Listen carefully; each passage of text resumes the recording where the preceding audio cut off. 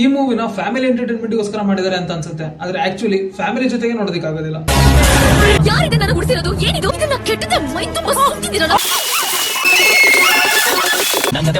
ಇಲ್ಲಿ ಜನ ಬಂದ್ರೆ ಪ್ರಾಬ್ಲಮ್ ಆಗುತ್ತೆ. Let's go there. ಬನ್ನಿ. ಈ ಮೂವಿಲಿ ಹೀರೋಯಿನ್ ನ ಎಷ್ಟೇ ಒಳ್ಳೆ ರೀತಿ ನೋಡ್ತೀನಿ ಅಂತ ನೀವು ಟ್ರೈ ಮಾಡಿದ್ರು ಕ್ಯಾಮರಾಮನ್ ಮಾತ್ರ ಆಂಗಲ್ ಅಲ್ಲಿ ಬೇರೆನೆ ತೋರಿಸ್ತಾ ಇರ್ತಾನೆ. ಒಬ್ಬ ನಿನಗೆ ಇನ್ಫಾರ್ಮೇಶನ್ ಕೊಡಕ್ ಬರ್ತಾ ಕಾಲಿಡಬೇಡ ಅಂದ್ರು. ನಮ್ ಮನೆ ಕಡೆ ತಲೆ ಇಟ್ಟು ಮಲಗಿದ್ರೆ ಮೈ ಮೇಲೆ ಕೈ ಹಾಕೋದಲ್ಲ. ಎಲ್ರು ಜೀವಿಗಳಿಗೆ ಹಿಂಸೆ ಕೊಟ್ರೆ ಇವರು ಒಂದ್ ಹೆಜ್ಜೆ ಮುಂದೆ ಹೋಗಿ ಫಿಸಿಕ್ಸ್ ಗ್ರಾವಿಟಿಗೆ ಹಿಂಸೆ ಜಿಗುಪ್ಸೆ ಒಟ್ಟೊಟ್ಟಿಗೆ ಕೊಟ್ಟಿದ್ದಾರೆ.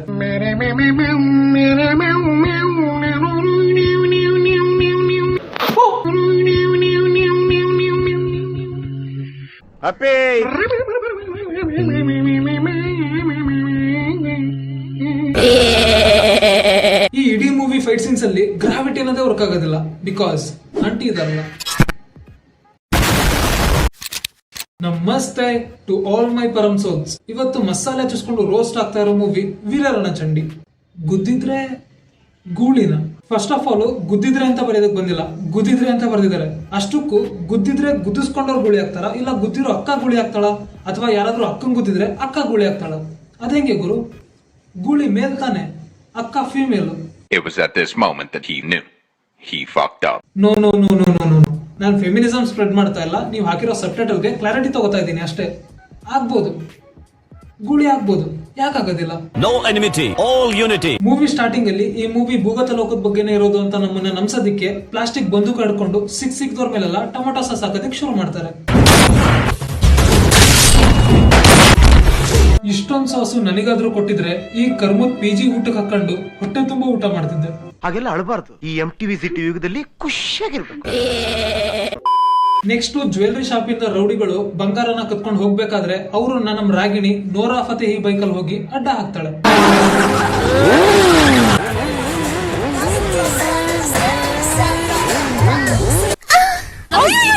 ಹಂಗೆ ಫೈಟಿಂಗ್ ಸ್ಕಿಲ್ಸ್ ಗೆ ಜಿಗುಪ್ಸೆ ಬರೋ ತರ ವಿಚಿತ್ರವಾಗಿ ಫೈಟ್ ಮಾಡೋದಕ್ಕೆ ಶುರು ಮಾಡ್ತಾಳೆ.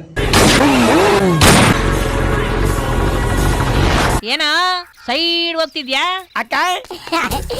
ಅಕ್ಕ ಎಷ್ಟ್ ದಿನ ಆಯ್ತಕ್ಕ ನೀನ್ ನೋಡಿ, ಚೆನ್ನಾಗಿದ್ಯಾ ಅಕ್ಕ? No enmity, all unity.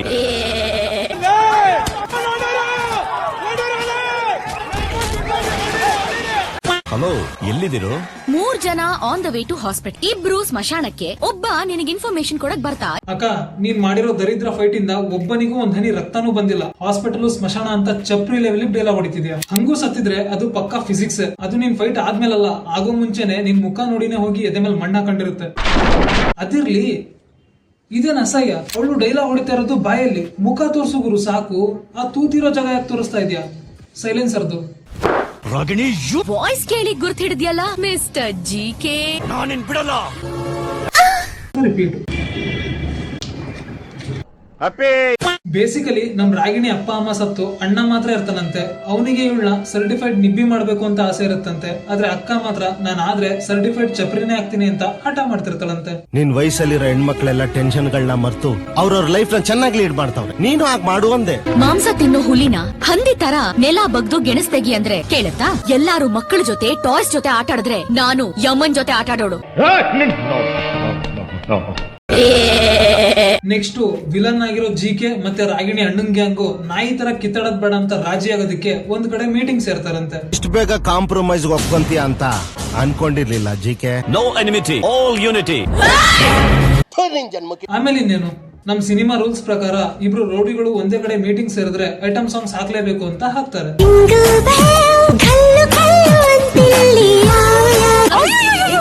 ಆಮೇಲೆ ಗೊತ್ತಾಗುತ್ತೆ GK ಅವ್ರನ್ನೆಲ್ಲ ಕರ್ಸ್ಕೊಂಡಿರೋದು ರಾಜಿ ಮಾಡ್ಕೊಳ್ಳೋದಿಕ್ಕಲ್ಲ, ಸಾಯ್ಸೋದಿಕ್ಕೆ ಅಂತ.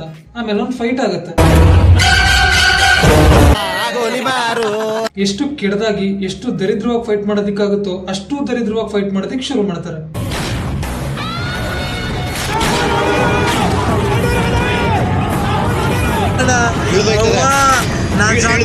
ಅಯ್ಯೋ ನಾನ್ ಸತ್ತೋಯ್ತೀನಿ ಕಣಣ್ಣ. ಅಣ್ಣ ನನ್ನ ಕೈಲಾಯ್ತಾ ಇಲ್ಲ. ಅಯ್ಯೋ ನೋಡ್ರಪ್ಪ, ಅವಳು ಇವನ್ನ ಟಚ್ಚು ಮಾಡಿಲ್ಲ ಅಂತ ಆರಾಮಾಗಿ ಕಾಣಿಸ್ತಾ ಇದೆ, ಆದ್ರೂ ಸುಮ್ನೆ ಪಲ್ಟಿ ಹೊಡ್ಕೊಂಡು ಸಾಯ್ತಿದ್ದಾರೆ. ಅದೇ ಗ್ಯಾಪ್ ಅಲ್ಲಿ ಫಿಸಿಕ್ಸ್ ಗ್ರಾವಿಟಿನ ಕೊಂದಿರೋ ಪಾಪದ ಕರ್ಮ ರಿಟರ್ನ್ ಆಗಿ ಇಬ್ರು ಸರಿಯಾಗಿ ಕುಸ್ಕೋತಾರೆ. ಅದರಲ್ಲೂ ರಾಗಿಣಿಯನ್ನ ಸ್ವಲ್ಪ ಜಾಸ್ತಿನೇ ಕುಸ್ಕೊಂಡು ಸತ್ತೋಗ್ಬಿಡ್ತಾನಂತೆ.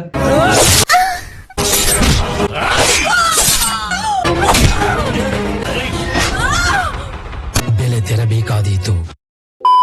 ಇನ್ನೊಂದ್ ಕಡೆ ಮರಳನ್ನ ಸಾಗ್ಸೋದಿಕ್ಕೆ ಲೋಡ್ ಮಾಡ್ಬೇಕಾದ್ರೆ ಯಾವ್ದೋ ಆಫೀಸರ್ ಗುಡ್ಡೆ ಹಾಕೊಂಡ್ ಬಂದು ಅವ್ರನ್ನ ತಡೆಯೋದಕ್ ನೋಡ್ತಾನೆ. ಆಗ ಯಾರು ಎಲ್ಲೆಲ್ಲಿದ್ದೀರೋ ಅಲ್ಲಲ್ಲೇ ನಿಂತ್ಕೊಳ್ಳಿ, ಒಂದ್ ಹಿಡಿ ಮರಳು ತೆಗೆದ್ರು ಅದನ್ನ ನಿಮ್ ಬಾಯಿಗೆ ಹಾಕ್ತೀನಿ. ನಮ್ ವರ್ಷ ಪೂರ್ತಿ ಇಟ್ಟ ಹಾಕೋದು ನಮ್ ಗೌಡ್ರು, ನೀವೆಲ್ಲ ಇದಕ್ ತಲೆ ಕೆಡ್ಸ್ಕೊಬಿಡಿ, ಕೆಲ್ಸ ನೋಡಿ. ಅವನ್ ಬಾಯಿಗೆ ಮಣ್ಣು ಹಾಕಕ್ ಬಂದಿರೋ ಹೊಸ ಆಫೀಸರ್. ಅಲ್ಲಿಗೆ ನಮ್ ದೇಸಿ ಕ್ರಿಂಜ್ ವಿಲನ್ ಎಂಟ್ರಿ ಆಗುತ್ತೆ. ನಮಸ್ಕಾರ ಬಸ್ಸು, ಅದೇನ್ ಬೇಕು ಅಂತ ಕೇಳಿ ಬಸ್ಸು, ಕೊಟ್ಟು ಸಕ್ರಮ ಮಾಡ್ಕೊಳವ. ನಿಮ್ಮನ್ನ ಸೂಟ್ ಅಂತವನೇ.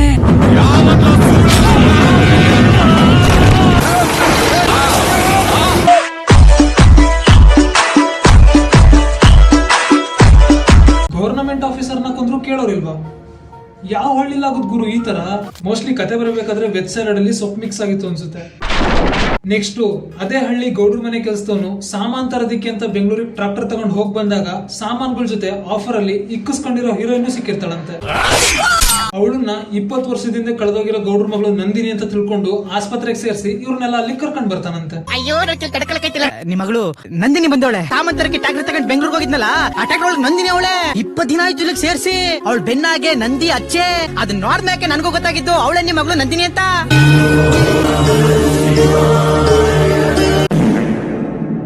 ಇದೇನ್ ಗುರು, ಇವಳು ಬೆನ್ ಇಷ್ಟೊಂದು ಚೆನ್ನಾಗಿದೆ? ಹೇ, ಆ ಅರ್ಥದಲ್ಲಿ ಹೇಳ್ತಾ ಇಲ್ಲ. ಸ್ಟಾರ್ಟಿಂಗ್ ಅಲ್ಲಿ ಚಾಕುನಲ್ಲಿ ಇಕ್ಕಿಸ್ಕೊಂಡಿದ್ಲಲ್ಲ ಬೆನ್ನಿಗೆ, ಆ ಗಾಯದ ಮಾರ್ಕೆ ಕಾಣಿಸ್ತಾ ಇಲ್ವಲ್ಲ ಅಂತ ನೋಡ್ತಾ ಇದ್ದೆ ಅಷ್ಟೇ. ಸೊ ಈ ತರ ಟ್ಯಾಟೂ ರೆಕಗ್ನಿಷನ್, ಟ್ಯಾಟೂ ವೆರಿಫಿಕೇಶನ್ ನ ಮಾಡಿ ಅವಳನ್ನ ಮನೆ ಕರ್ಕೊಂಡು ಹೋದ್ಮೇಲೆ ನನಗಿದೆಲ್ಲ ಹಿಡ್ಸಲ್ಲ, ಪ್ಯಾಂಟ್ ಶರ್ಟ್ ಬೇಕು. ಅಂಗಲ್ಲ ಅಂಗಲ್ಲ, ಕಚ್ಚಬಾರ್ದು, ನುಗ್ಗಬೇಕು, ನುಗ್ಗು. ಅಕ್ಕಂಗೆ ಪ್ಯಾಂಟು ಶರ್ಟ್ ಹಾಕಿ ಅಭ್ಯಾಸ ಓಕೆ, ಆದ್ರೆ ಬೆಂಗಳೂರಲ್ಲಿ ಇದ್ಕೊಂಡು ಲೋಕಲ್ ಡಾಬಾಗಳಲ್ಲಿ ಕಿತ್ತೋಗಿರೋ ಮೀಟಿಂಗ್ ಮಾಡ್ಕೊಂಡಿದ್ದವಳಿಗೆ ಮುದ್ದೆ ತಿಂದ ಅಭ್ಯಾಸ ಇಲ್ವಂತೆ. ಇದನ್ನೆಲ್ಲ ಕಣ್ಣಿಂದ ನೋಡಿ ಕಂಗಾಲ ಆಗ್ಬಿಟ್ಟಿದೀನಿ. ನೆಕ್ಸ್ಟ್ ರಾಗಿಣಿ ಒಬ್ಳೆ ಬೆಂಗಳೂರಿಗೆ ಹೋದ್ರೆ ಬೇರೆ ಗ್ರೂಪ್ ಅವರು ಸರಿಯಾಗಿ ಇಕ್ತಾರೆ ಅಂತ ಗೊತ್ತಾಗಿ ಗೌಡ್ರ ಹತ್ರನೇ ಒಳ್ಳೆ ಆಸ್ತಿ ಇದೆಯಲ್ಲ, ಇದೇ ಸಾಕು ಅಂತ ಅಲ್ಲೇ ಕ್ಯಾಂಪ್ ಹಾಕೋತಾಳೆ. ಇದನ್ನೆಲ್ಲ ತಗೊಂಡು ಎಸ್ಕೇಪ್ ಆಗ್ಬಿಟ್ರೆ ಹೆಂಗೆ? ಸದ್ಯಕ್ಕೆ ಸ್ವಲ್ಪ ದಿನ ಇಲ್ಲೇ ಇದ್ದು ಆಮೇಲೆ ಹೋಗ್ತಾರೆ. ಇವಳು ಬಂದಿರೋ ವಿಷಯ ಅಲ್ಲಿರೋ ದೇಸಿ ವಿಲನಿಗೆ ಗೊತ್ತಾಗಿ ಇವಳ ಮೇಲೆ ದೇವಸ್ಥಾನದಲ್ಲಿ ಅಟ್ಯಾಕ್ ಮಾಡಿಸ್ತಾನೆ. ಆಗ ಮತ್ತೊಂದು ಹೋಲ್ಸ್ ಫೈಟ್ ಆಗುತ್ತೆ.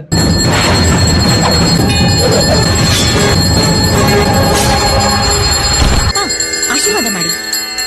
ಒಳ್ಳೇದಾಗಿ ಆಯ್ತು. ಇಷ್ಟೊತ್ತಾದ್ರೂ ಅವನ್ ಮೈಯಿಂದ ರಕ್ತ ಬಂದಿಲ್ಲ. ಅವ್ನ್ ಯಾಕೆ ಇನ್ನ ಬಿದ್ದವನೆ ಅಂತ ಇವ್ರಿಗೆ ಡೌಟ್ ಬಂದಿಲ್ಲ. ಒಳ್ಳೇದಾಗಿ ಆಯ್ತು.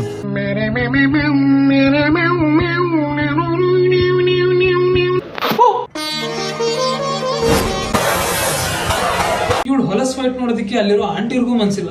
ನಮಗೇನು ತೋರಿಸಿ ಹಿಂಸೆ ಮಾಡ್ತಿರೋ? ಈ ದರಿದ್ರ ಫೈಟ್ ನ ನೋಡಿ ಸುಧಾರ್ಸ್ಕೊಂತಿದ್ದಂಗೆ ಮತ್ತೆ ಅವಳು ಫೇಕ್ ಅಪ್ಪನ್ ಜಮೀನಲ್ಲಿ ದೇಸಿ ವಿಲನ್ ಆಗಿರೋ ಅವಳು ಫೇಕ್ ಮಾವ ಮರಳಿನ ಗುಡ್ಡೆ ಹಾಕೊಂಡಿದ್ದಾನೆ ಅಂತ ಗೊತ್ತಾಗಿ ತಿರ್ಗಾ ಕಚಡ ಫೈಟ್ ಮಾಡೋದಕ್ಕೆ ಹುಡುಕೊಂಡ್ ಬರ್ತಾಳೆ. ಆ ನಂಜೇಗೌಡ ನಿಮ್ ಜಮೀನಲ್ಲಿ ಲಾರಿಗಳಲ್ಲಿ ಟಿಪ್ಪರ್ಗಳಲ್ಲಿ ಮರಳು ತಂದು ತಂದು ಸುರಿತವನೆ. ಅಪ್ಪ ಹೇಳಿ ಕೂತ್ಕೊಳ್ಳಿ. ಇವ್ರು ನೋಡ್ರಿ, ಹೊಡೆಯೋದಕ್ಕೆ ಅಂತ ಪೇಮೆಂಟ್ ಇಸ್ಕೊಂಡು ಅವ್ರವರೇ ತಿರ್ಗಾಡ್ತಿದ್ದಾರೆ. ಇವನು ಯಾವ ಆಂಗಲ್ ಇಂದ ಹೊಡಿತಿರಂಗ್ ಕಾಣಿಸ್ತಿದೆ ನೋಡ್ರಪ್ಪ. ಇದ್ಯಾವ್ದು ಗುರು, ಲಾಂಗ್ ಜಂಪ್ಗೂ ಹೈ ಜಂಪ್ಗೂ ಕ್ರಾಸ್ ಬ್ರೀಡ್ ತರ ಇದೆ. ನಂಗೆ ಕ್ರಾಸ್ ಬ್ರೀಡ್ ಅಂತ ಹೇಳಿದ್ದು ಜಂಪ್ ಸಿಗಲ್ಲ.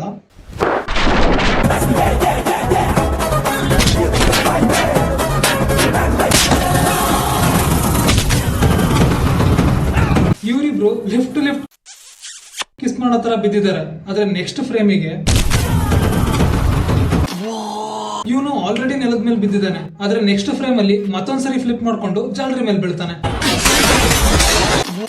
ಯಾಕೆ ಗುರು, ರಾತ್ರಿ ಸೈಡ್ಸ್ ಅಲ್ಲಿ ಒಂದ್ ಪೀಸ್ ಎಕ್ಸ್ಟ್ರಾ ಕೊಟ್ಟಿದ್ರ? ನೆಕ್ಸ್ಟ್ ಬಾಬಾ ಬಾಮೈದ ಇಬ್ರು ಹೆಲ್ದಿ ಕಾನ್ವರ್ಸೇಷನ್ ಮಾಡ್ಬೇಕಾದ್ರೆ ಅಲ್ಲಿಗೆ ಫೇಕ್ ಮಗಳಾಗಿರೋ ನಂದಿನಿ ಬಂದು ವಿಚಿತ್ರ ಡೈಲಾಗ್ ಹೊಡೆಯೋದಕ್ಕೆ ಶುರು ಮಾಡ್ತಾಳೆ. ನನ್ನ ಕ್ವಾಪ, ನನ್ನ ಹಠ, ನನ್ನ ಶತ್ರುತ್ವ ಯಾವ್ದು ಒಳ್ಳೇದಲ್ಲ ಕಲಾ. ಏನು ಮಾಡೋ ಕೆಲ್ಸಾನು ನಾನು ಬಿಲ್ಡರ್ ಮಾತು ಕೊಟ್ಟಿವ್ನಿ, ತಪ್ಪುದ್ರೆ ನಾನು ಬದುಕಿದ್ದು ವೇಸ್ಟ್. ಈಗ್ಲೂ ನೀನ್ ವೇಸ್ಟ್.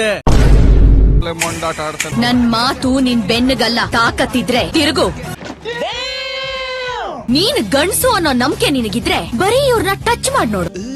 ಈ ಹೊಸಲು ಒಳಗೆ ಕಾಲಿಡಬೇಡ ಅಂದ್ರು. ನಾನ್ ಹೇಳೋದನ್ನ ಕರೆಕ್ಟ್ ಆಗಿ ಕೇಳಿಸ್ಕೊ. ಈ ರಸ್ತೆಲ್ ಕಾಲಿಟ್ರೆ ಕಾಲಿರಲ್ಲ. ನಮ್ ಮನೆ ಕಡೆ ತಲೆ ಇಟ್ಟು ಮಲಗಿದ್ರೆ ತಲೆ. ಸರಿ ಹೋಗಪ್ಪ ಹೋಗು, ಅಕ್ಕಿ ಬಾಯಿ ಒಳಗೆ ನುಗ್ಗಿಸ್ಬಿಡು ಕ್ಯಾಮ್ರಾನ.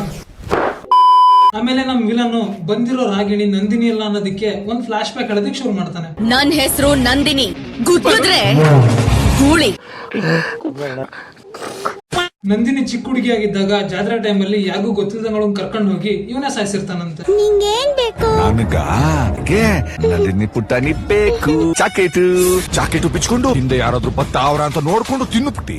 ಸಾರಥಿಲಿ ಕೃಷ್ಣ ಎಸ್ಕೇಪ್ ಆದಂಗೆ ಇವಳು ಎಸ್ಕೇಪ್ ಆಗ್ಬಾರ್ದು ಅಂತ ಅಣ್ಣ ಹೆಸರಿ ಮಣ್ಣಾಕ್ ಮುಚ್ಚಾಕ್ಬಿಡ್ತಾನೆ. ಆ ಹುಡುಗಿ ಸಾಯೋ ಟೈಮಲ್ಲೂ ಬೆನ್ನಿಂದ ಕೈ ಬಂದಿದೆ ನೋಡ್ರಿ, ಯಾರಾದ್ರೂ ಎತ್ಕೋಬೋದೇನೋ ಅಂತ. ಅಪ್ಪಿ ಇದು ಯಾವ್ದೋ flash back rebel star Ambareesh ಹಳೇದು ಅಕ್ಕಿ ಇಲ್ಲ ಬೆಳೆ ಇಲ್ಲ ಚಕ್ರ ಇವಾಗ ಕತೆ ಇದಂಗಿದೆಯಲ್ಲಪ್ಪಿ. ಇಲ್ಲಿಗೆ ಕತೆ ಪ್ರೆಸೆಂಟ್ ಬರುತ್ತೆ. ದೇಸಿ ವಿಲನ್ ಮಗ ಊರಿಗೆ ಬರ್ತಿದ್ದಂಗೆನೆ ರಾಗಿಣಿ ಹತ್ರ ಸರ್ರೇ ಹೊಡ್ಸ್ಕೊಂತಾನೆ. ಇಲ್ಲಿ ಜನ ಬಂದ್ರೆ ಪ್ರಾಬ್ಲಮ್ ಆಗುತ್ತೆ. Let's go there. ಬನ್ನಿ.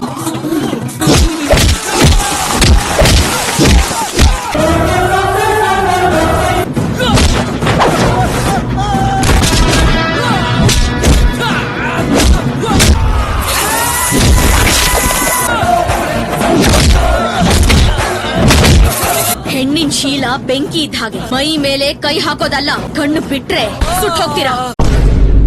ಇವ್ರಿಗೆಲ್ಲ ಮೊದ್ಲೇ ಹೊಡೆದು ಇದನ್ನ ಮೊದ್ಲೇ ಹೇಳ್ಬೋದಿತ್ತಲ್ಲ. ಅವ್ರನ್ನೆಲ್ಲ ಕರೆದು ನಮ್ಗೆಲ್ಲ ಅಸಹ್ಯ ತೋರಿಸೋ ಅವಶ್ಯಕತೆ ಏನಿತ್ತು? Let's go there. ಬನ್ನಿ. ನೆಕ್ಸ್ಟ್ ಹೆಂಗಾದ್ರೂ ಮಾಡಿ ರಾಗಿಣಿನ ಸಾಯಿಸ್ಲೇಬೇಕು ಅಂತ ನಮ್ ದೇಸಿ ವಿಲನ್ನು ಸಿಟಿ ವಿಲನ್ಗೆ ಡೀಲ್ ಕೊಡೋದಕ್ಕೆ ಹೋಗ್ತಾನೆ. ಅವಳನ್ನ ನಮ್ಮೂರಿಂದ ಜಾಗ ಖಾಲಿ ಮಾಡ್ಸಿದ್ರೆ 100 ಎಕರೆ, ಅವಳ ಪ್ರಾಣ ತೆಗೆದ್ರೆ 200 ಎಕರೆ, ಒಡವೆ ಕ್ಯಾಶ್ ಅಲ್ಲೂ ಭಾಗ ಕೊಡ್ತೀನಿ ಬಸ್. ಹೌದಾ? No enmity, all unity. ಈ ಕಡೆ ನಮ್ ಹೀರೋಯಿನ್ ರಾಗಿಣಿ ಫೇಕ್ ಫ್ಯಾಮಿಲಿ ಜೊತೆ ಸಾಮಾನ್ ಪೂಜೆ ಮಾಡಿ ರೌಂಡ್ಸಿಗೆ ಹೋಗ್ಬೇಕು ಅಂತ ಟ್ರ್ಯಾಕ್ಟರ್ ಹತ್ತಿದ್ದಂಗೆ, ಅಪ್ಪ ಒಂದ್ ನಿಮಿಷ ಬಂದೆ.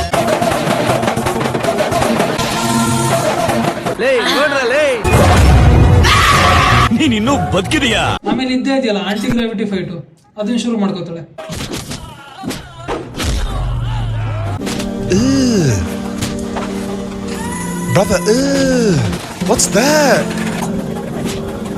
ಸ್ಟೈಲ್ ಆಗಿ ಸೂಟು ಬೂಟು ಹಾಕೊಂಡ್ ಬಂದಿದಾರೆ ಬಿಟ್ರೆ ತಂದಿರೋದ್ ಮಾತ್ರ ಮಚ್ಚು ಕತ್ತಿ. ಈ ಲೆವೆಲ್ಗೆ ಹುಚ್ಚು ನಾಯಿಗಳ ತರ ಕಚ್ಚಾಡೋ ಬದಲು ಒಂದೇ ಒಂದ್ ಬಂದೂಕ್ ತಂದಿದ್ರೆ ಆಗಿರೋದು.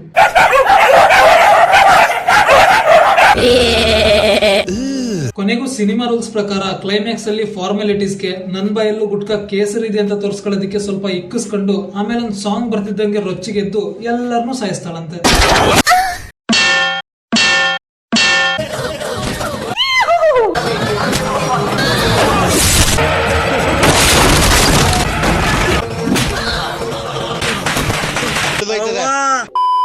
ಸೊ ಹಿಂಗೆ ಫಿಸಿಕ್ಸ್ ಗ್ರಾವಿಟಿ ಗೊತ್ತಾ ಅಂತ ಕೇಳಿದ್ರೆ ಇಲ್ಲ, ಆ ಬ್ರ್ಯಾಂಡ್ ಚಡ್ಡಿನ ಯಾವ್ದು ತಗೊಂಡಿಲ್ಲ ಅಂತ ಹೇಳೋ ಈ ಮೂವಿ ಇಲ್ಲಿಗೆ ಮುಗಿಯುತ್ತೆ.